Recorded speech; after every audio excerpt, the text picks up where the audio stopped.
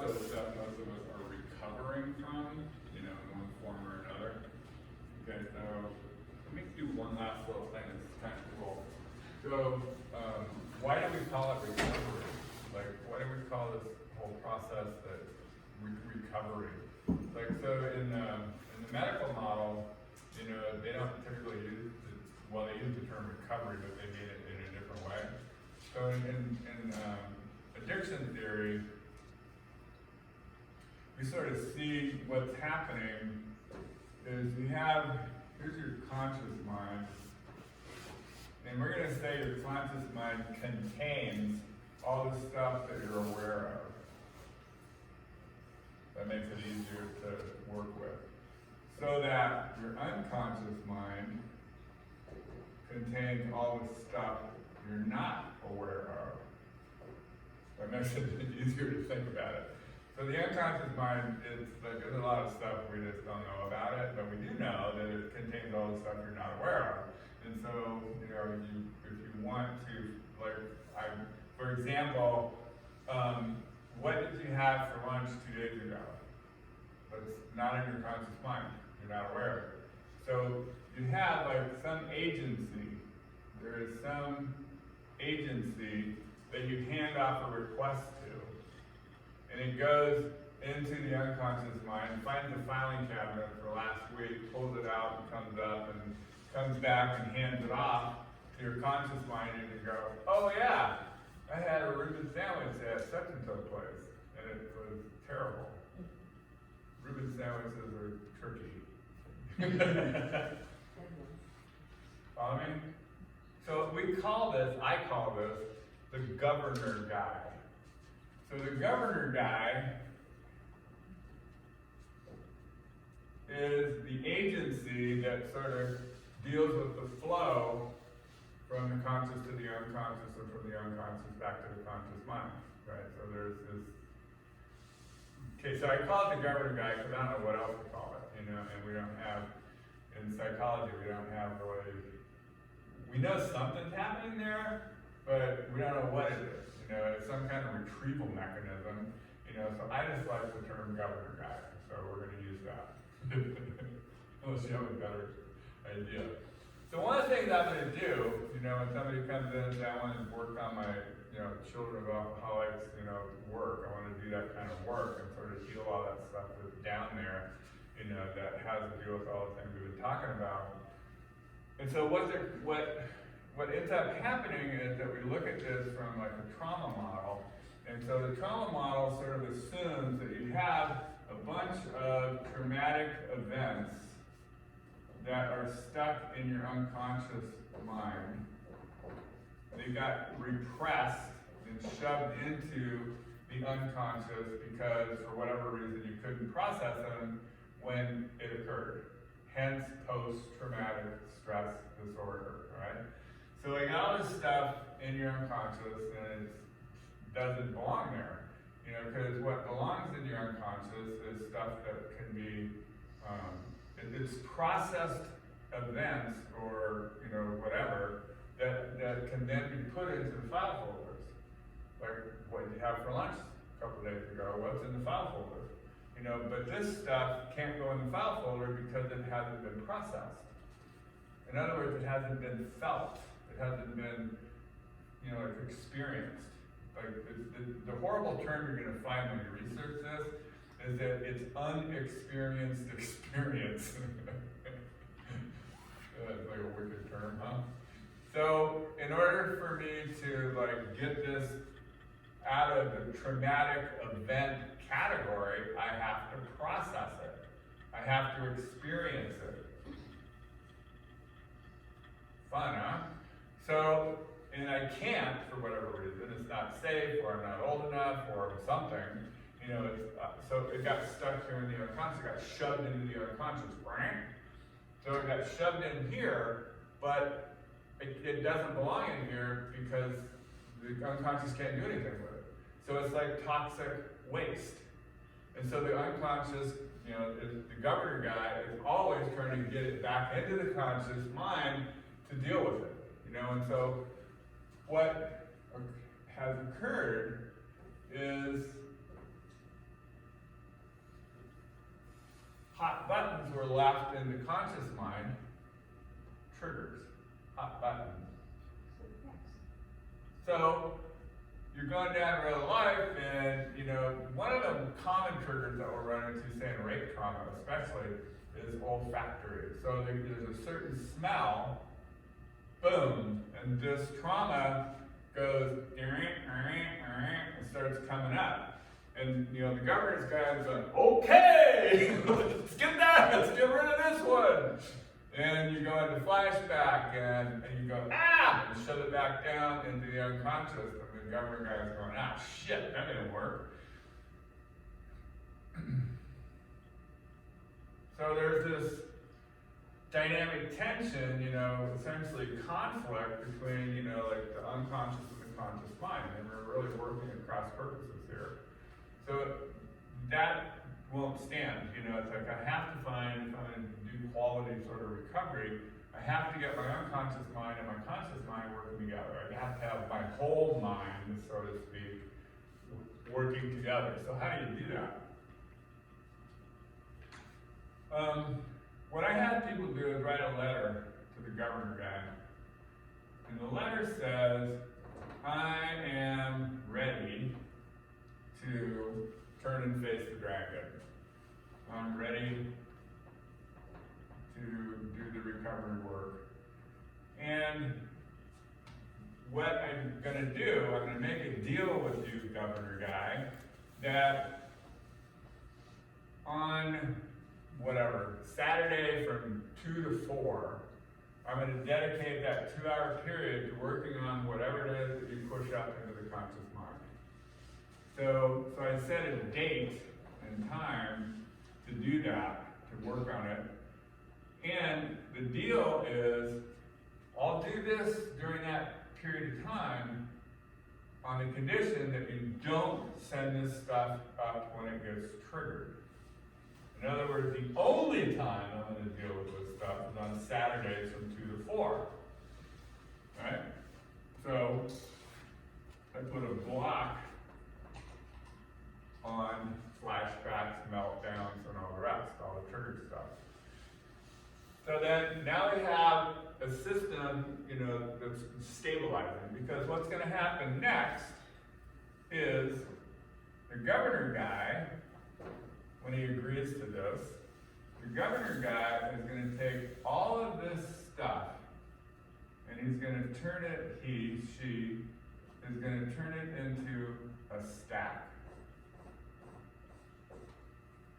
He's going to collate it hard to easy. So we're only going to work with what is on top of the stack. Because I'm going to trust the governor guy put what you can handle on top of the stack, and what you're not ready to handle yet is deeper into the stack. So by working with this, number one, that enables you, gives you the strength and confidence and skill to work with number two. And once you do number two, you can do number three, and number four, and number five. So I trust the governor guy is going to collate this stuff in a way that enables you to march right through it without getting re-traumatized, so to speak. Make sense? All right, what's a traumatic event contained? One of the things that happens when stuff gets shoved into the unconscious is that it gets translated into the language of the unconscious, which is myth, symbol, and metaphor.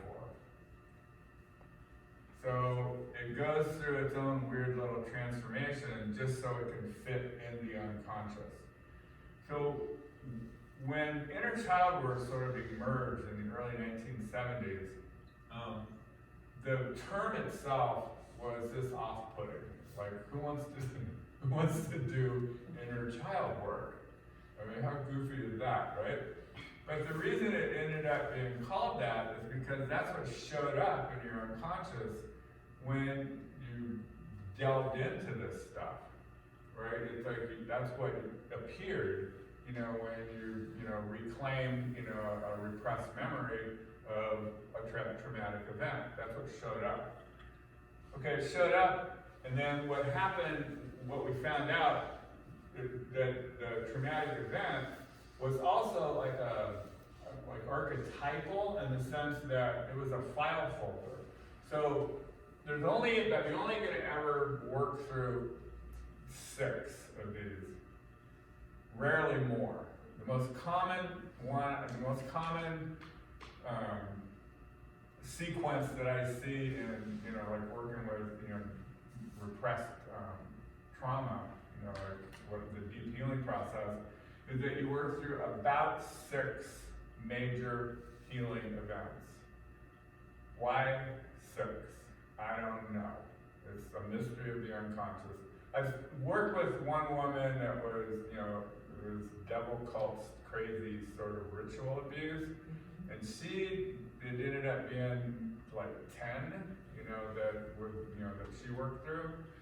But still, that's minimal compared to like how many abusive episodes, that were a part of that. So we sort of see this as like a file folder. So you get a file folder, and then there's so you got like this file folder, and then on the file folder, there's going to be, like a statement, like what's this file folder, what is this holding? And it's gonna hold like one of those, I'm not okay belief systems. Like, so this one here is like, I'm not good enough. And so 400 events go into that file folder. So another, it's like I'm worthless, 200 events go into that file folder. You follow me? So it's like, so these traumatic events that get stuck in your unconscious are like composites of whatever that supported a certain belief that says I'm not okay. So what the work we do here is that, so the event that's here, the memory that I see, it could be a real memory. Oftentimes it is. Oftentimes, though, it is a composite memory. In other words, it's true, but it isn't like linear. It isn't something you hold up in court. So sometimes it's composite. But in either case, it's representative of what was in this file folder. Right? So it's going to be something totally representative of that. So what will happen then is like the work is to rescue the child from the event. Okay, so what does that do symbolically? It changes my relationship to the event. It never will change the event. That's in the past. That's already like, ancient history. I did get abused. That's not going to change. How I took the abuse, how I incorporated the abuse, the beliefs I came up with because of the abuse, my relationship, therefore, to the abuse, I can change. By rescuing the child, that's what I'm doing. Pretty much, I do it like, I pull the kid out of the, in meditation or in a writing or in a dream space, I pull the kid out of the abusive situation, say, hey, you don't deserve this. And I put it in my heart, right? So that's the task. In rescuing the child, I break my relationship to this abuse, therefore I can process it. So this way we can be rescuers. This is one way we can be rescuers for ourselves. Okay? Yeah, of course. Because I'm not sending that additional message, I need to take care of you because you're all fucked up and can't take care of yourself. It's more like I have to take care of you because I'm the adult, you're the child, and it's my sacred duty to take care of you because you can't take care of yourself. Yeah. Okay, so what's in this? So I got the child, and that's sort of representative of the whole game. So what's also in this, like bubble or whatever we want to call it, all the emotions that didn't get processed because of whatever, the belief that got confirmed because of the abuse, just proved I'm not okay in some sort of way. But thirdly, and this is what I was wanting to get to, is I also splintered off something in order to keep myself safe. So, for example, years ago, I was doing this inner child work, and the memory that came up for me was when I was about 8 years old, I went up to my dad and he was sitting on the couch, getting sloshed and whatever else.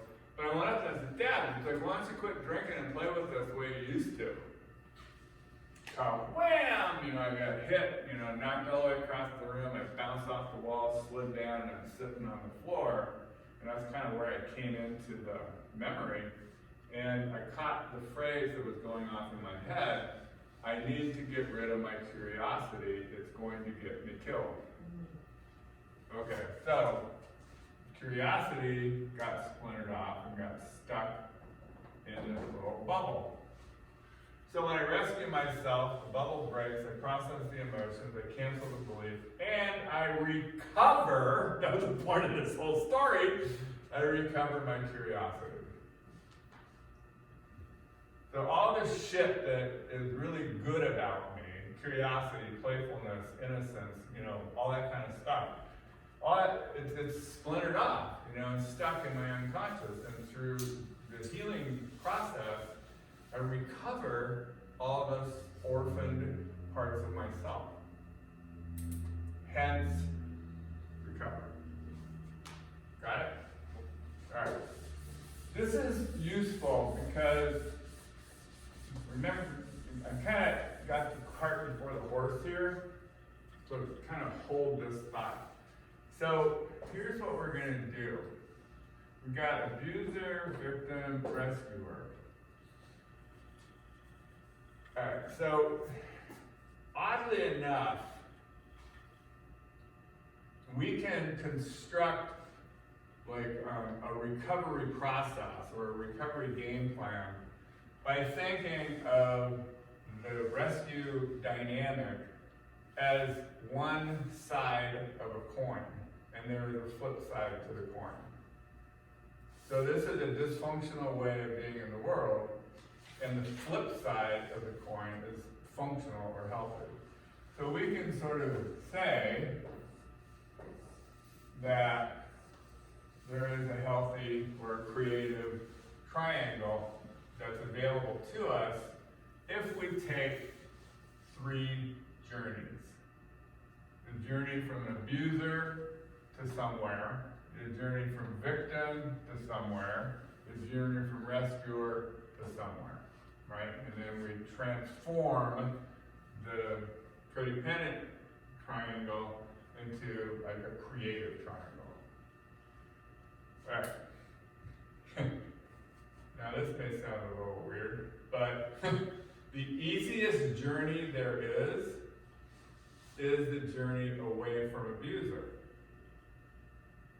Yeah. You wouldn't think that off the top of your head, right? It's like all that energy when it goes with abuse. It's like those guys are all crazy and they need to go to jail. And okay, so the abuser, remember, it's retaliatory. Remember that? It's a retaliatory position. Okay, for the most part, I'm retaliating against you pushing one of my buttons. So one of the things we look at with abuse is a function of woundedness. It's like I have an internal stubbed toe that you bumped into, and then I rage about it and hit you to condition you to not bump into my stubbed toe. Retaliatory, right? Another way of saying it, abusers are wounded healers. When I learn the healing process and heal all of my hot buttons and stubbed toes and all of that stuff, I activate what we're going to call the inner healer archetype. By healing myself, I learn the healing process. You wonder why I'm so good at what I do. This is why. Like, been there, done that, got the t-shirt. All I do, really, is guide people through a forest that I know intimately, because I did the work. That's, and that's true for all of us that have gone through the healing process. We can see it, it's like we know what's going on with people. There's immediate empathy and compassion. I'll even give you advice if you ask for it, but I ain't gonna rescue you, blah, blah, blah, blah, blah. Yeah. Interesting, huh? So what's the healing process? I kind of gave you that's why I said I got the cart before the horse. I kind of gave you a preview of that. It's like it's this whole sort of inner child sort of thing that goes on. It's like I need to get in there and rescue the child, change the dynamic, yada, yada, yada. Let me say it a different way. So that's kind of, what I did over here was kind of dynamically what you're doing in the healing process, right? You're going after, whatever it is that's on top of the stack, that's what you're going after. In those little 2-hour, moments on Saturday. And then, you get it up, rescue the child, do the work to make him or her feel all better. Really, that's what it boils down to. The healing process is making yourself feel all better. Make it all better. Okay, so if I put it in more, organized terms, then the healing process is a function of 3 things. Awareness, process, and integration.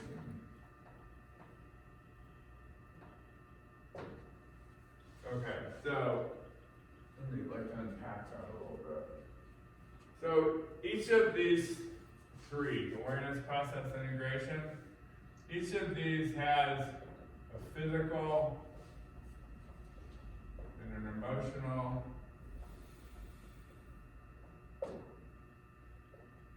and a cognitive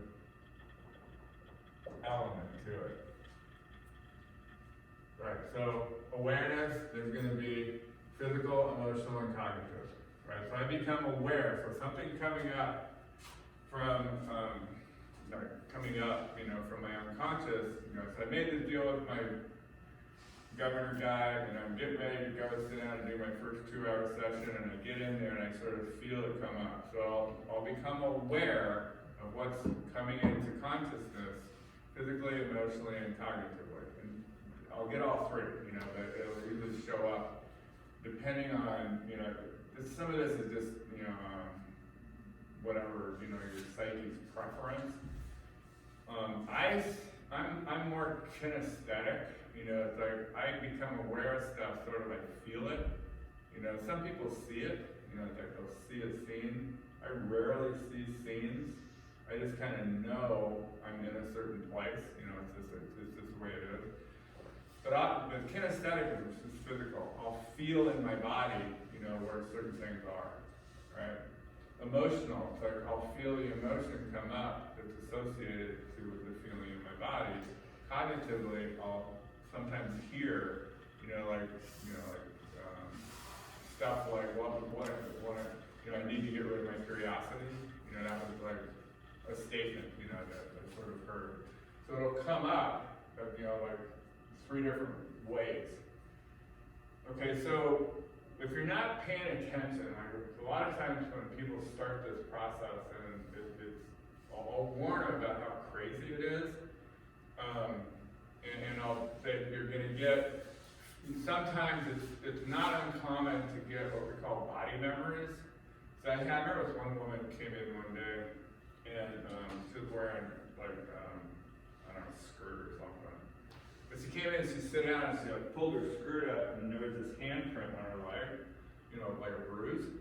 She goes, "Where did this come from?" I went to body memory.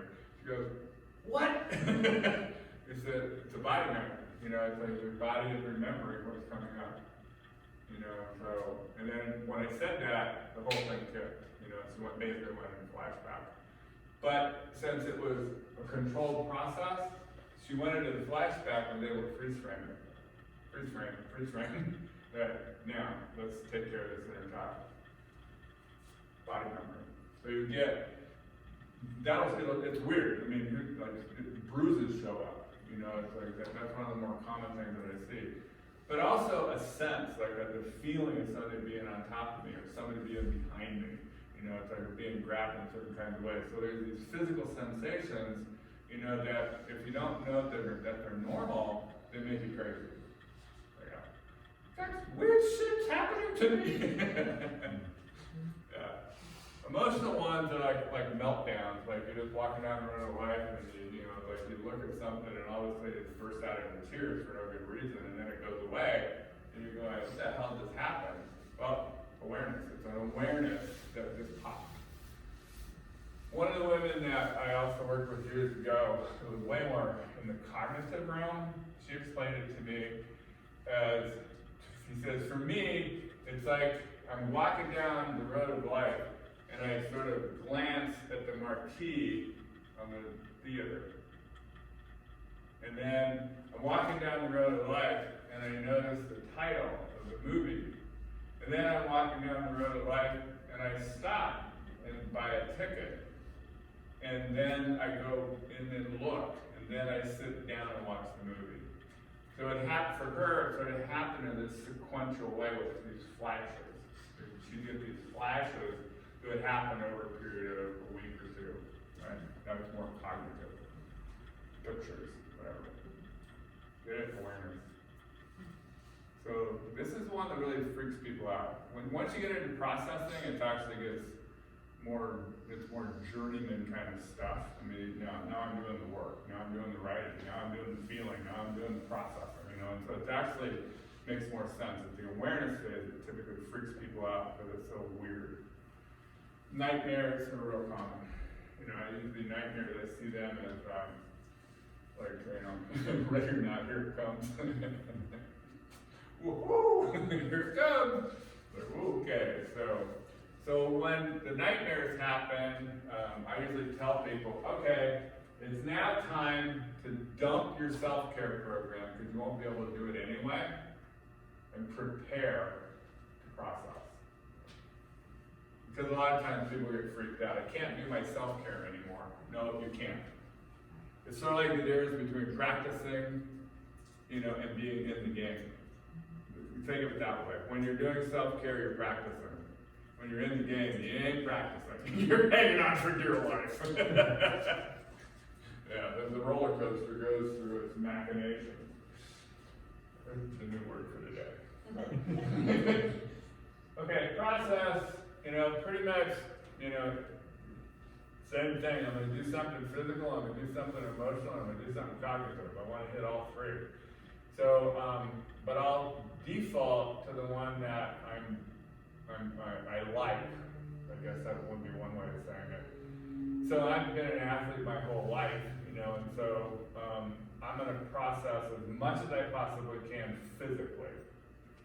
So rather than sitting in my bedroom and turning off my phone and locking the door and writing, you know, for my 2 hours, you know, that I'm doing my processing, I'm going to be out on the bike trail, meditating and bringing up whatever it is that's there.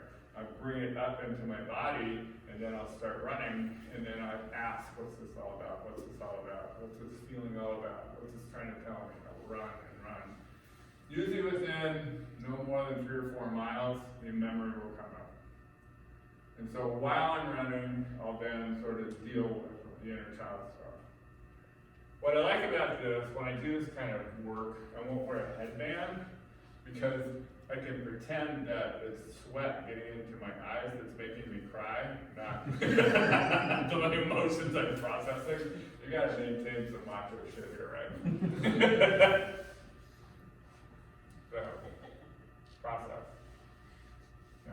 So, different things. I mean, it's usually creative stuff, writing, painting, running, you know, it's like there's different ways. I had this one guy I worked with, he got sexually abused by a Boy Scout leader. And his was really just it would rush out and it's like writing, he'd be writing, you know, just like, ah.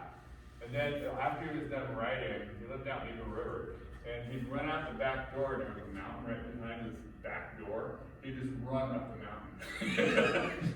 After he was done writing, he just run up this mountain, screaming and crying, and then sort of, getting the emotions processed. He'd come back and burn what he wrote.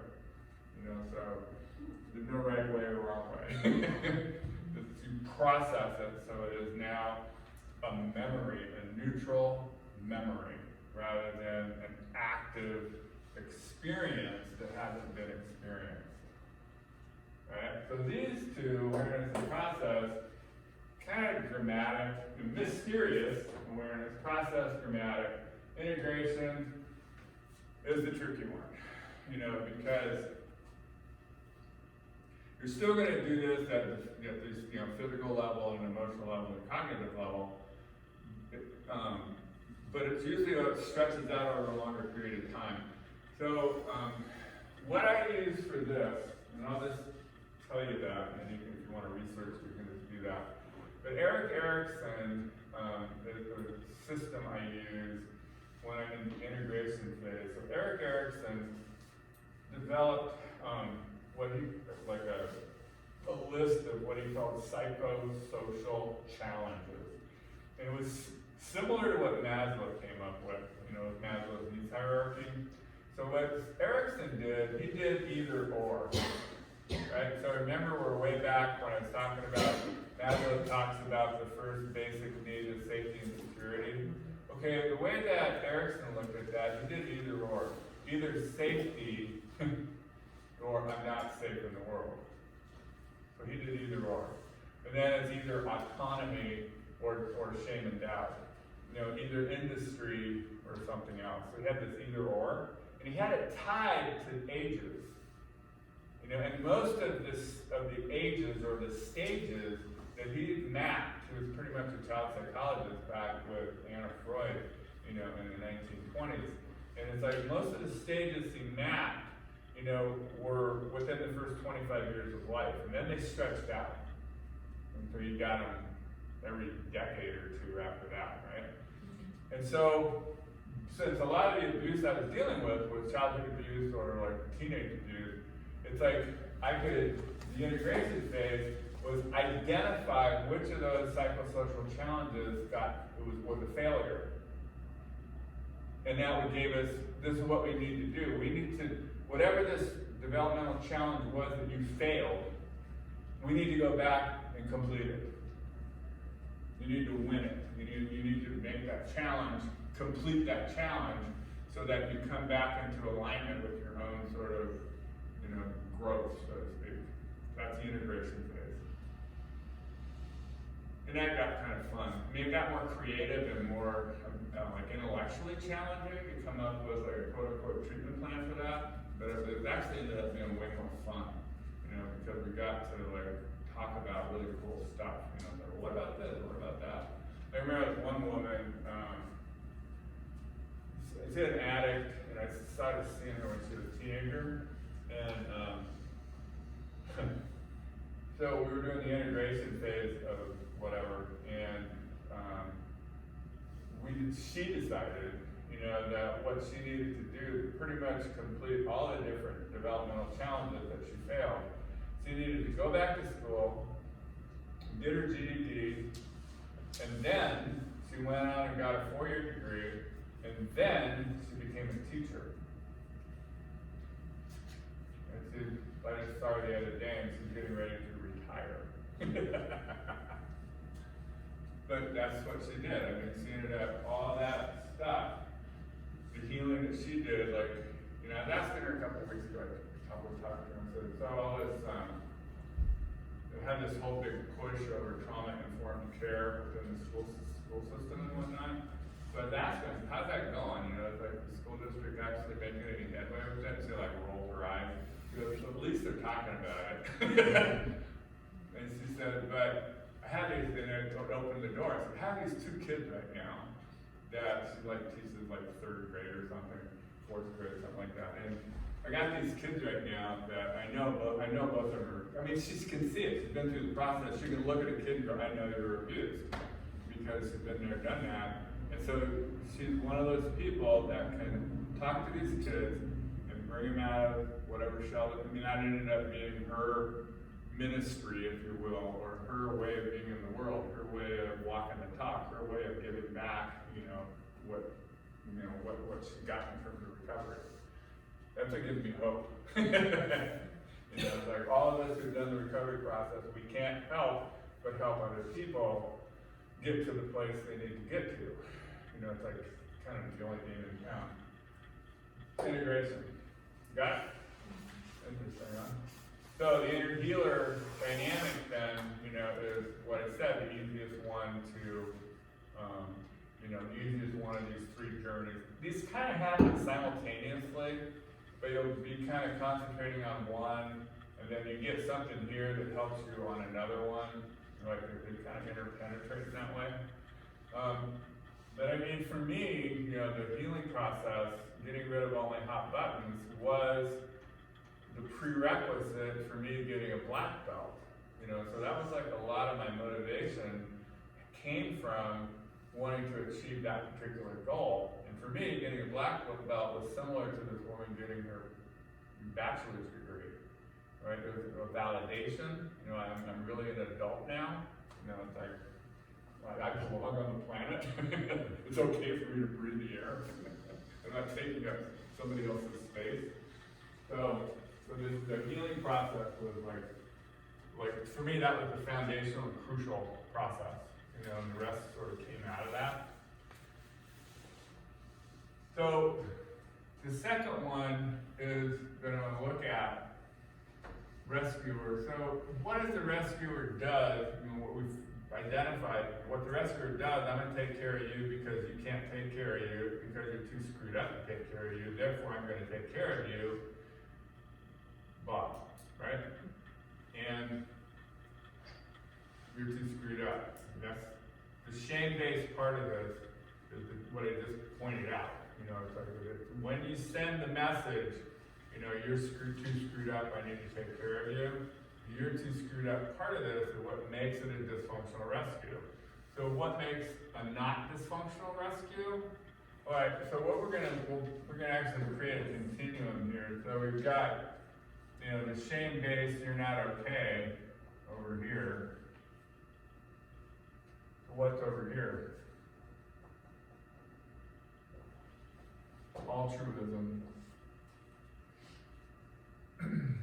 Right, so what's the line that separates them? So when I'm rescuing you, it's shame-based. When I am taking care of you because it makes me feel good. I go down to Bean's Cafe and serve stuff on Thanksgiving because I want to think of myself as a good person. Even if it's ego-based, it's still okay because it's altruistic. It's not a rescue. I'm going to help other people because it makes me feel good to help other people. That's altruism. That is not a rescue. It's freely given. Right? So what separates the two? Resentment. So one of my clients, I hadn't seen him in a while, and he called me up and he said, he worked heavy equipment, like up on Hall Road, the North Slope and whatnot. And he decided this one winter he was gonna not work on the Hall Road, he was gonna work in town. And he bought himself like a truck with a plow, and he's gonna plow driveways and stuff like that. I thought he was gonna make him money. And so he called me up and he said, Chris, I don't know if this is going to be a rescuer or not, but I had this boss that I worked for on the North Slope, and I really liked the guy, and I wanted to just plow his driveway for free. Is that a rescue? I'm going to take responsibility for someone else's problem and not get paid for it, and is it altruistic or is that a rescue? And so my answer was, only to the point where you start copying a resentment. Then it's a rescue. As long as it's altruistic and you're not copying a resentment, you're good to go. Make sense? I mean, it's pretty simple. It's like when you play around with it. And resentment is one of those sneaky elements, in the recovery process. In AA they say, resentment is the royal road to relapse, and tattoo that somewhere. Because, copying resentment is one of the things you really want to catch. So, so last hour I talked about, I want you to track all your shoulds and come up with a value system that works for you. Okay, so in this hour I'm going to say track all your resentments, and see, what you need to do to get rid of those. How do you clear resentments, or how do you avoid them in the first place? Living in a toxic environment, you're going to be resentment ridden, and I got to get out of that environment, otherwise I'm going to relapse as a function of the resentment. Okay, so a part of our self-care, in my view, is clearing resentments before the sun goes down. Yeah, easier said than done, but what I'm getting at is like noticing you're going into resentment. It's not typically like a punch you in the gut kind of feeling. It's not like rage or jealousy or something. Resentment is insidious. It sort of just creeps slowly up here and goes,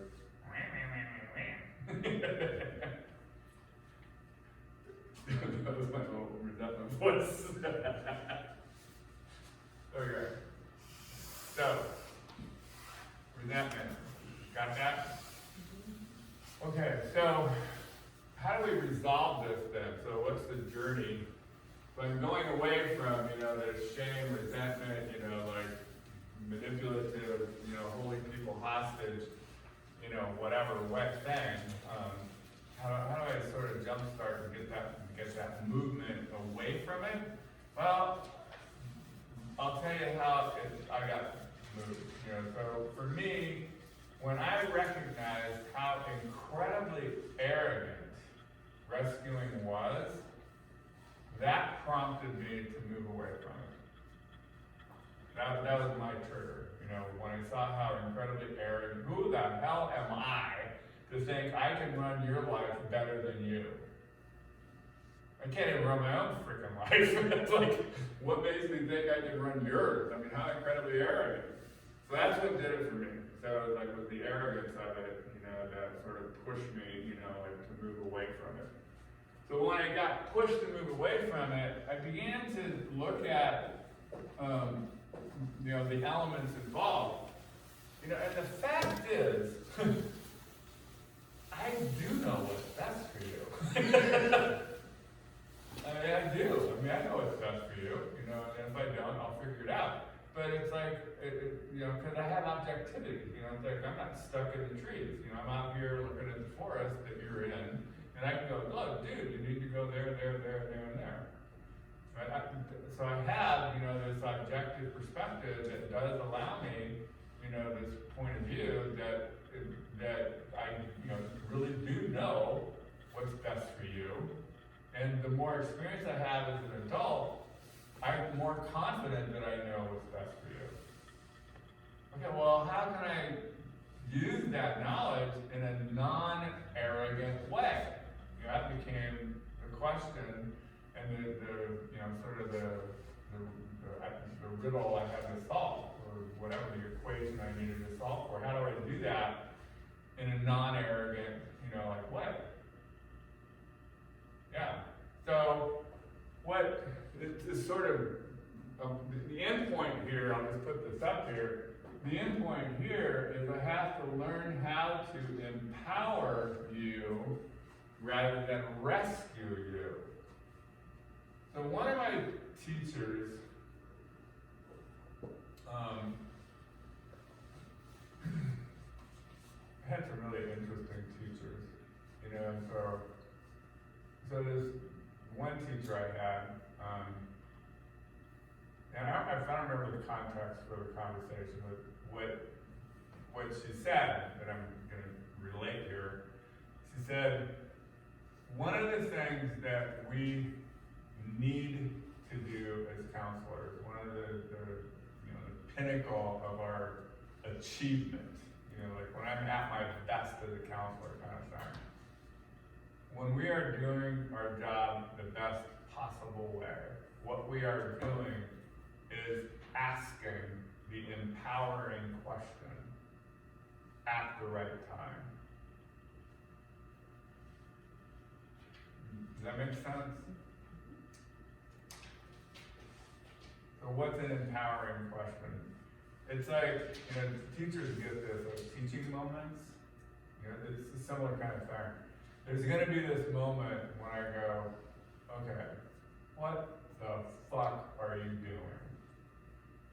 And they go, God, I don't know, but whatever it is, it ain't right. I mean, how many times I've done that, I don't know. But it only works in this one narrow little moment when they're ready to hear that empowering question. I use other questions, that's just one. But but it's that, really? Or, I'm not sure I understand where you're coming from with that. Well, it's true love. I go, that's what he told me. What do you mean by it? Well, I go, no, I don't. Explain it. They go, magical thinking, isn't it? Yep. I don't give the answers. It's like I ask questions. It's like that dialogue again. It's like I'm going to find that moment, that piece, that leverage, that teaching place, and go, what about this? What about that? And oftentimes,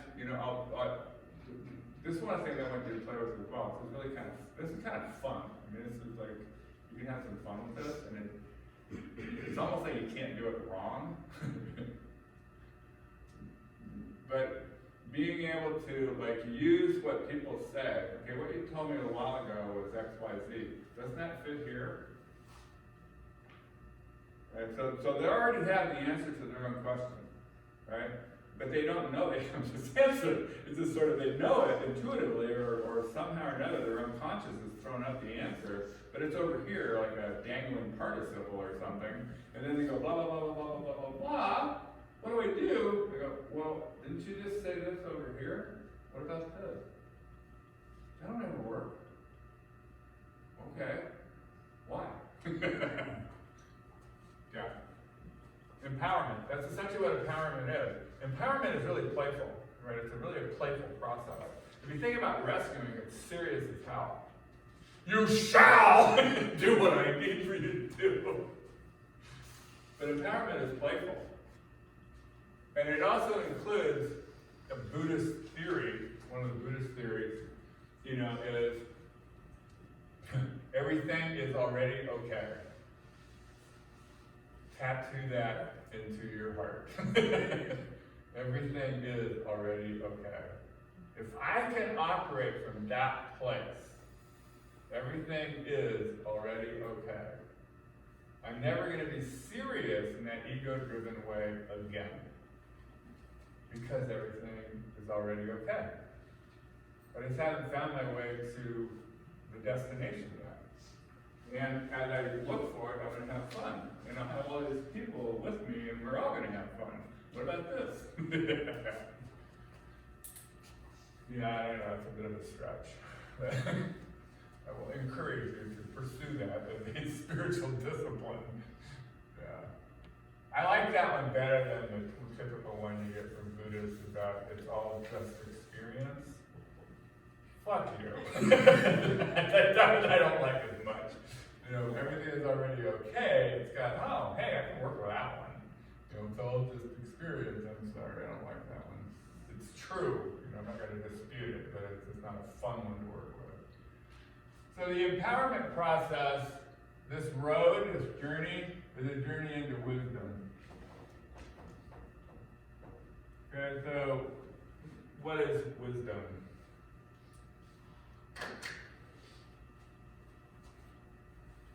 So, yeah, it's like wisdom is, it's knowledge-based. That's obvious. It's like I develop, like my understanding of the real world, and so it's knowledge-based. But wisdom isn't just knowledge.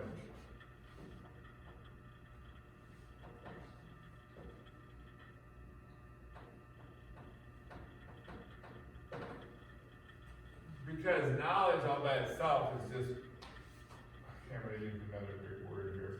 It's just being pedantic. Right? In other words, pedantic is sort of being, what you need to know is pontificating. I sit there and it's like, I'm just going to let you bask in the wonderfulness of my knowledge. You know, it's sort of egocentric. You know, so that ain't what we're talking, it's not wisdom. That's like that story, that kind of classic Zen story about, you know, the guy from England, the professor from England was, you know, had his PhD and taught Asian cultural shit, you know, and he goes to the East, you know, to talk to some Zen master about Asian cultural shit, you know, and he was going on and on and on and on and on. And so the old Zen master, he starts pouring tea in the cup. You've heard this story before. So anyway, he keeps pouring tea in the cup, and he starts to overflow the cup. And he keeps pouring. And finally, the professor goes, dude, you're overflowing the cup. And he goes, yes, I know. It takes an empty cup, doesn't it, to be filled. So he was making fun of the guy. He was just overflowing with the pedantic knowledge. Yeah, that ain't wisdom. Wisdom is kind of experience, knowledge, etc., and compassion. And then it's like I can empower others. And I don't take any credit for it either. You know, for the most part, I am right now because I'm teaching it. But you know, in general terms, I'm just going to bump. I'm going to bump. Okay, you know, bump. What about this? Oh, I can do that, couldn't I? I go, probably. You know, let me know how it goes. I'm not going to take any credit for that. You're going to do the work. I might bump. You know, that's what I'm going to do. But, you know, you're still going to do the work. And then I'm going to be on the sidelines with my pom-poms. You know? Rah-rah-ree. Okay, that's that one. Last one. The hardest one of all. From victim to inner warrior. We call this a spiritual warriorship program, and there's a reason for that. That is going to become obvious as I go through this. So, essentially the victim sat down on the road of life and said, I ain't going nowhere, I'm going to stay here until somebody rescues me or I die. And then, so what is required then is for the victim to get up and start down the road of their own life, right? Here's the problem though. Every step the victim takes on this journey, and this is like when I'm actively sort of working on the victim sort of piece, and I'm not on any of these other journeys will have different challenges. But when I'm on this journey, every step I take, I will get knocked down. 1, 2, pow. So, to give an example, so the battered woman comes in and she's doing, domestic violence treatment, and we teach, different things about standing up for yourself and refusing, this and doing that and doing that. So she goes home, and she goes in, and the husband is going, hey, bitch, give me a beer! She comes in and goes, I don't deserve to be treated that way. What is he gonna do? Bam! Shab, or give me a beer. Well, that didn't work, and so you go back to the counselor and go, that didn't work. I go, no, it doesn't work. Assertiveness doesn't work, when you're dealing with abuse dynamics. You gotta be different. So anyway, every step of the way, you get knocked down, and when you get back up, you learn one lesson. You take 2 more steps and get knocked down. You learn another lesson. And you learn another lesson. This is a slow, painful process. And so getting back up is, in a sense, what the journey is all about. So here, another continuum. We got continuums galore today.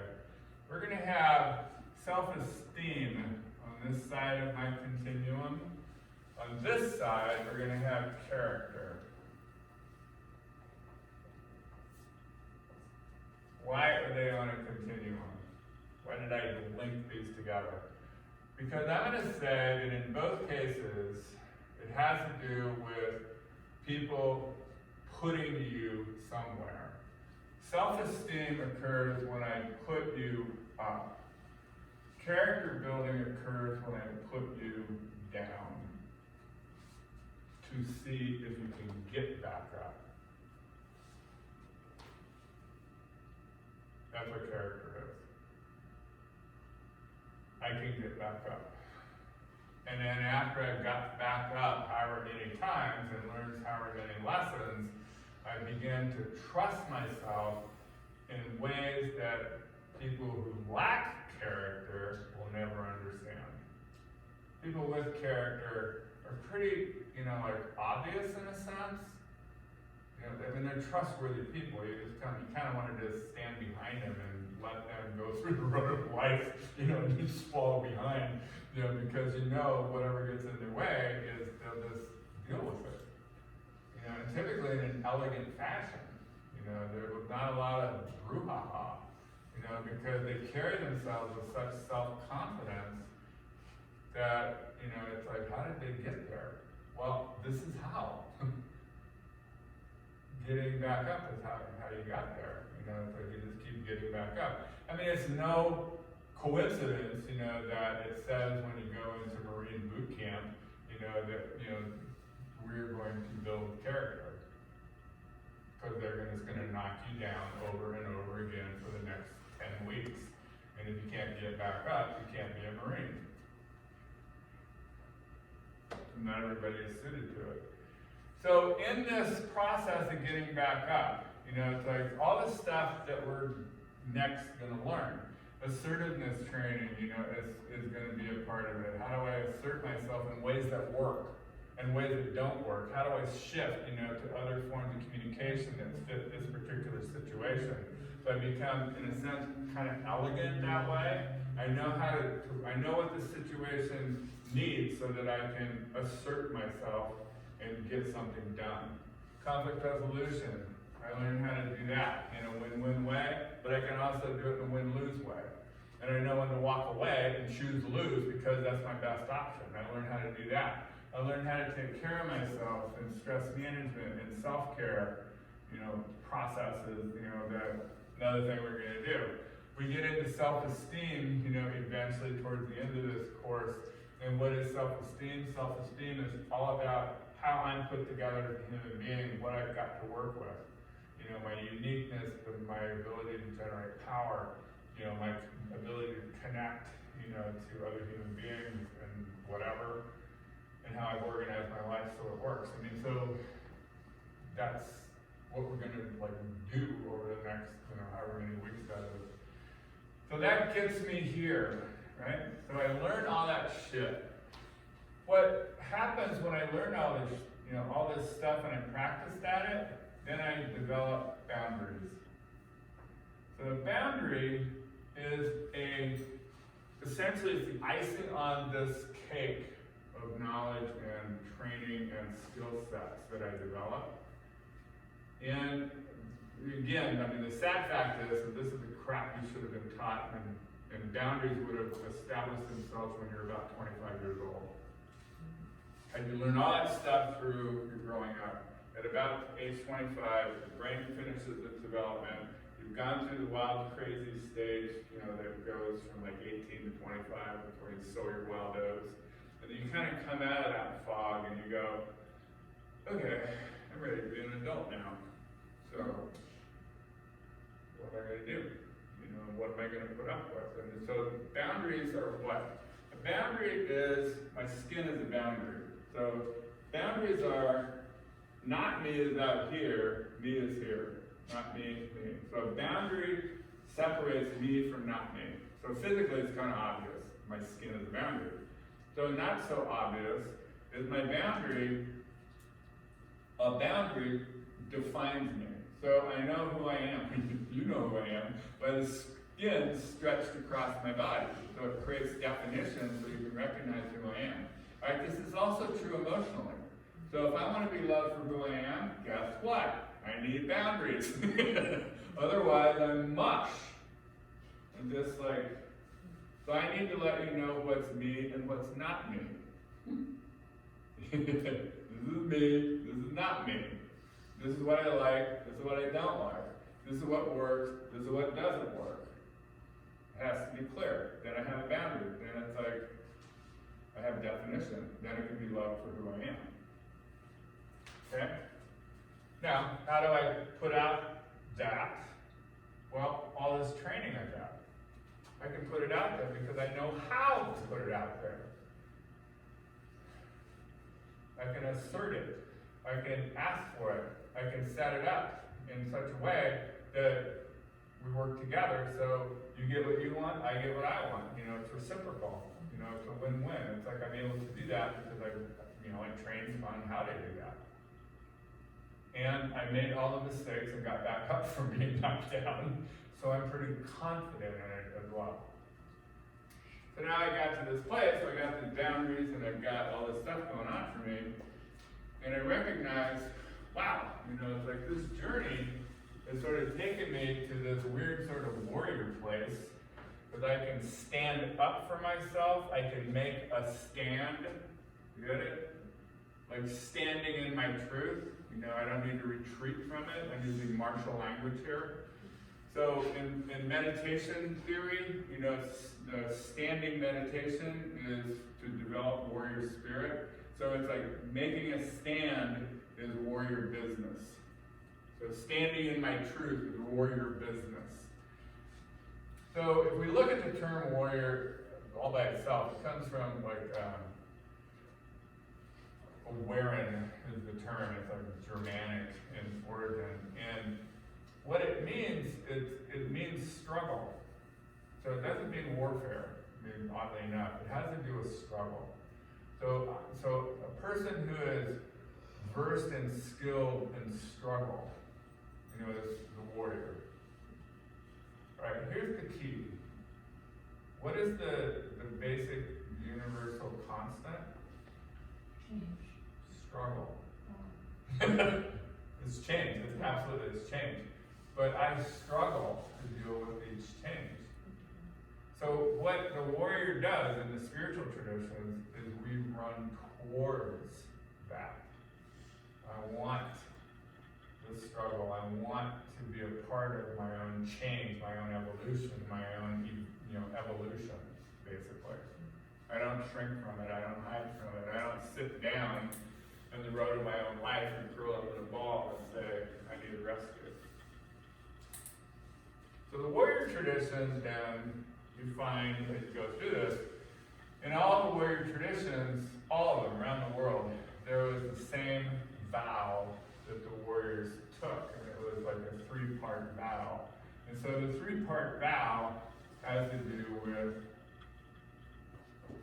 protect the innocent, loyalty to the king,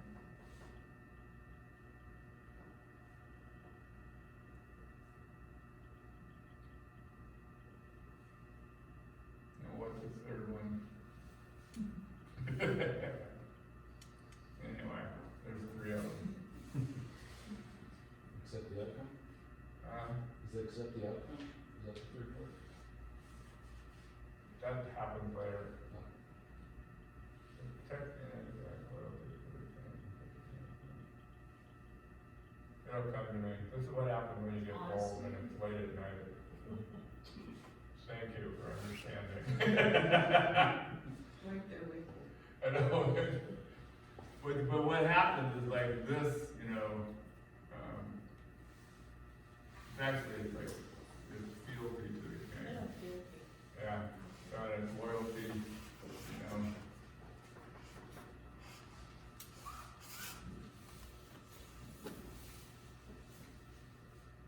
So how this sort of sets up internally, it has to do with my inner child. So, my fealty, is through like the inner child, that's the part of me that carries my innocence, it carries the divine spark. You know, it's like that's where my, you know, that's like how that goes. And so, and I'm gonna protect that part of me, you know, and all the rest of it. So it's like that's kind of how that vow sort of gets rewritten when it comes to the inner child work. You know, but that sort of leads to, so that's like the warrior tradition has those, you know, particular elements to it. In the spiritual warrior tradition, you know, it's like it goes a little bit further, you know, and it has to do with what he was just saying, you know, it's like you have my brain's not working anymore. What did you just say? To accept the outcome? Yeah. So you need to develop in the spiritual warrior tradition, you need, you know, the deal is I am going to do the right thing each moment of my life. Period. That's my challenge or my vow, you know, when I'm operating from this, like the spiritual warriorship tradition. And when you look at this from a Buddhist, again, point of view, that's what I'm gonna do. I'm gonna do the right thing in each moment of my life. How do I do that? What's the process? Well, first, I have to have the wisdom to know what the right thing is. Then I have to have the courage. Oh, that's what this one is. Courage in battle. See it king. Protect the innocent, courage in battle, fealty to the king. Courage, I have to have the wisdom to know what the right thing is, the courage to actually do it, and then the faith to turn over the outcome. Yeah, we're back to everything's already okay, right? And that gets us to here. This is like the journeys, the 3 journeys that I'm going to sort of say, you know, all of us are on. And so you're going to bounce, and each one will support or detract from the other. You know, and so you kind of bounce with all of these and do them kind of more or less simultaneously. But this one is the bitch. This one's the hard one. This one is get knocked down, get back up. This is the one that defeats most people that get defeated. This is the one that does it. The healing process is the one that scares the shit out of people because it's such an emotional roller coaster ride. This one, my arrogance has to be sacrificed. But this one, my character is built. You know, and so and that's it. Questions? Observations? That you're not a nice person. That you're not a nice person. And I'm not a nice person. Yeah, You know, that's it's what like I this- got really, yeah. Now we got that established. Yeah. So with the daytime, didn't you already build character when you were growing up? You did. You know, Not the right kind, or not the right kind of character? No, it was there. I mean, it's like, this is one thing you find out, like, you've been, in a sense, you've been tested. I'll make the distinction and say probably, I would put it more in the resilience category than character. But I think it translates so quickly. I mean, those of us who kept getting back up during our childhood. Why do you think boot camp was my best to know? Well, it laid the groundwork that accomplished that, Yeah. I guess. Yeah, I see the people that have the most trouble with it, those people that run different the primary religion in the world, they have the most trouble. They're so much happier whining and waiting for a rescue.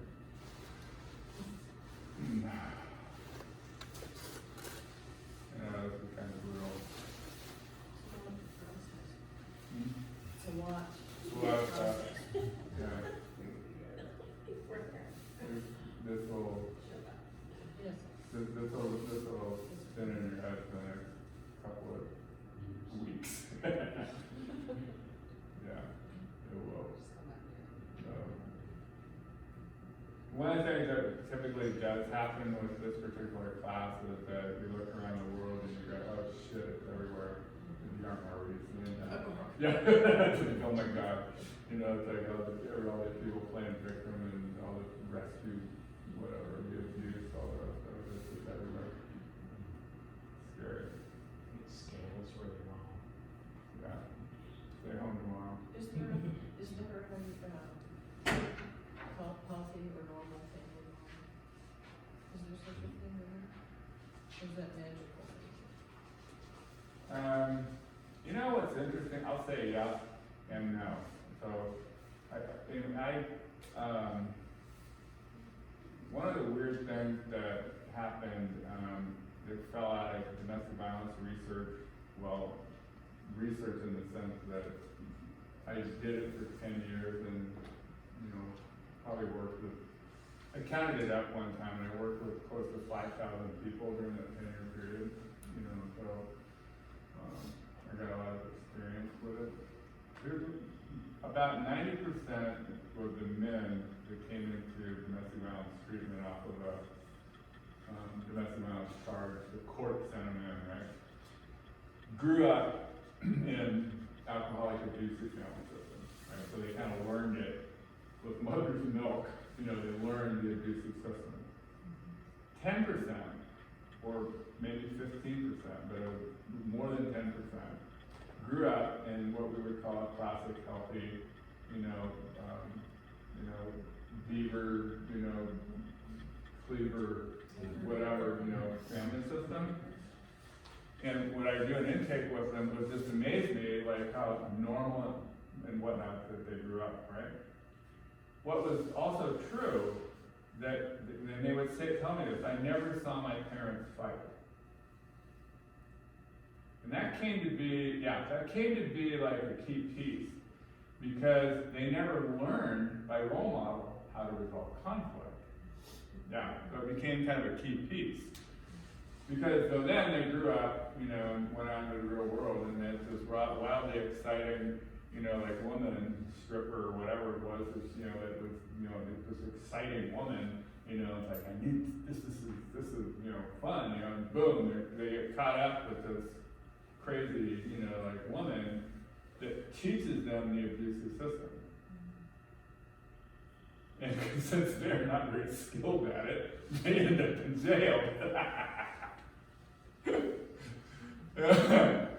And so what's funny though is that once we started teaching them this kind of stuff, assertiveness training and all the rest of it, I remember one woman called me up. The guy had been in the program about a month and he started to learn, assertiveness and conflict resolution and all that kind of stuff. What have you done to my husband? And she was so pissed at me. So I think, one of the things that maybe the norm may not be dysfunctional, but the norm isn't at this high level where the kids are learning what they need to learn to be able to compete in the real world in ways that, are more sophisticated, so I don't think we're there yet. I don't think it's as bad as it used to be. Like when I was growing up, the norm was pretty dysfunctional. So it's been evolving. So we remember it started in 1962 was when the first parent training came out. Parent effectiveness training. And so that has been evolving, and so being able to understand what the kids' needs are, blah, blah, blah, blah, blah. That kept evolving, we kept getting better and better at raising our kids, But our stats are still the same. 1 in 3 girls get sexually abused before the age of 13. 1 in 5 boys get sexually abused before the age of 15. So it's still epidemic. Dysfunction is still epidemic. That was kind of a mixed answer, wasn't it? Good news, bad news. Yeah. So, anything else? How do you know if something is a traumatic event? Is what? Is a traumatic event? Like what makes something a traumatic event? You didn't process it. So there's a traumatic event, and I process it, then I'm going to give what we call acute traumatic stress. So when you did the self-defense class, That one time, like a long time ago? I did with Kathleen, yeah. Yeah, so when I talk about, I'll talk about, if you get into a street fight, your brain's gonna run for about 2 days. You're gonna remember that was the talk we had. So your brain's gonna cycle for 2 days, and you're gonna be, kind of like bubbling with emotion, and it's just gonna be a crazy, 48 to 72 hours. That's normal, right? So, but it also is what happens with a traumatic event, is that your system has trouble processing it because it's life-threatening. And that's probably the easy answer. A life-threatening event is traumatic. But you end up. So imagine it's like it's not safe for you to process that. You repress it. Your body Yeah. And feels it, but your brain can't handle it, so your brain. yeah. If you stay with it though, it'll process through and it doesn't become post-traumatic stress. At the time. Yeah.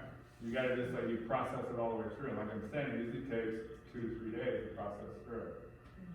And if it's for some reason, like for example, you're in a war zone and you can't process it, you stuff it, and then you got trouble later on when you come out of the war zone, so then you gotta bring it up. So you can put it on hold, you can do that, but then it won't stay on hold. When a child is being molested. Then they sexually can't process it. molested, They can't you process can't it. process it because you're a child. Yeah. But when So- you are like 19 years old or older, then somehow it comes back. Yeah. So that's a Yeah. traumatic. Yeah, because then it's like your unconscious is going, okay, you're old enough and ready enough and mature enough And to handle something this. triggers that Yeah. comes up. Yeah. Here it comes. Ready or not? Good question. So what else have you done? So, the stuff that you don't remember that's traumatic, then it's like you kind of do that deal with your unconscious, you make the deal with your unconscious.